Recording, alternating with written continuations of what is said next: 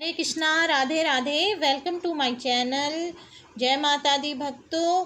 माँ दुर्गा की नव शक्तियों का दूसरा स्वरूप देवी ब्रह्मचारिणी का है। ये शब्द ब्रह्म शब्द का अर्थ तपस्या है। ब्रह्मचारिणी अर्थात तप की चारिणी, तप का आचरण करने वाली। कहा भी है वेदेस्वतम तपो ब्रह्म, वेद तत्व और तप ब्रह्म शब्द के अर्थ है। सर्दीय नवरात्र शुरू हो चुके हैं, तो जिस सर्दीय नवरात्रों की दूसरे दिन की कथा आज मैं आपको सुनाती हूँ। नवरात्रि एक संस्कृत शब्द है जिसका अर्थ होता है 9 रातें। इन 9 रातों और 10 दिन के दौरान शक्ति देवी के 9 रूपों की पूजा की जाती है और 10वां दिन दशहरा मनाया जाता है। माँ दुर्गा की नव शक्तियों का दूसरा स्वरूप देवी ब्रह्मचारिणी का है। ये ब्रह्म शब्द का अर्थ तपस्या है। ब्रह्मचारिणी अर्थात तप की चारिणी, तप का आचरण करने वाली। कहा भी है वेदिस्ततम तपो ब्रह्म, वेद है तत्व और तप है ब्रह्म शब्द के अर्थ हैं। ब्रह्मचारिणी देवी का स्वरूप पूर्ण ज्योतिर्मय एवं अत्यंत भव्य है। इनके दाहिने हाथ में जप की माला एवं बाएं हाथ में कमंडल रहता है। तो आइए शुरू करते हैं माँ दुर्गा की दूसरे दिन माँ ब्रह्मचारिणी की कथा। अपने पूर्व जन्म में जब ये हिमालय के घर में पुत्री रूप में उत्पन्न हुई थी, तब नारद के उपदेश से इन्होंने भगवान शंकर जी को पति रूप में प्राप्त करने के लिए अत्यंत कठिन तपस्या की थी। इस दुष्कर तपस्या के कारण इन्हें तपस्चारिणी अर्थात ब्रह्मचारिणी नाम से अभिहित किया गया। 1000 वर्ष उन्होंने केवल फल फूल खाकर व्यतीत किए और 100 वर्षों तक केवल शाक पर निर्वाह किया था।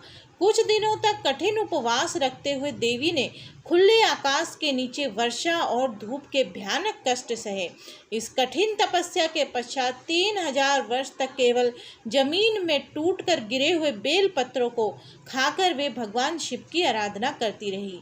इसके बाद उन्होंने सूखे बेल पत्रों को भी खाना छोड़ दिया और कई हजार वर्षों तक वे निर्जल और निराहार तपस्या करती रही। पत्तों को भी खाना छोड़ देने के कारण उनका एक नाम अर्पणा भी पड़ गया। कई हजार वर्षों की इस कठिन तपस्या के कारण ब्रह्मचारिणी देवी का शरीर एकदम क्षीण हो चुका। उनकी ये दशा देखकर उनकी माता मैना अत्यंत दुखी हुई और उन्होंने उन्हें इस कठिन तपस्या से विरक्त करने के लिए आवाज दी, उमा। तब से देवी ब्रह्मचारिणी का एक नाम उमा भी पड़ गया। उनकी इस तपस्या से तीनों लोक में हाहाकार मच गया।